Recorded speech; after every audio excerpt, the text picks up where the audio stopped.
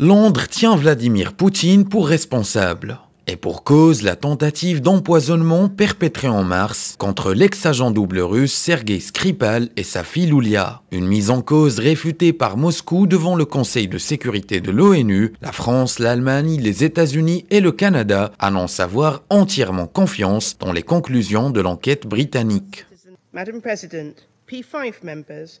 Madame la Présidente, les membres du P5 partagent la responsabilité de sauvegarder les normes et les lois internationales, d'autant plus que nous parlons ici de l'utilisation d'armes de destruction massive. En essayant de tuer les Skripal, l'un des membres du P5 a enfreint ces mêmes lois qu'on se doit de sauvegarder. Il a également mis en péril la vie des civils à Salisbury.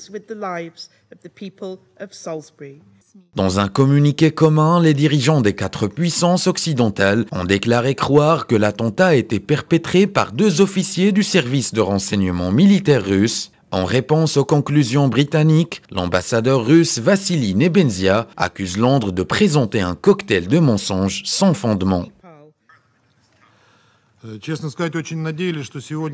Pour être franc, je me suis vraiment attendu à entendre des explications convaincantes qui jetteraient plus de lumière sur cette ténébreuse affaire. Malheureusement, nos attentes n'ont pas été comblées. On ne répète que les mêmes mensonges.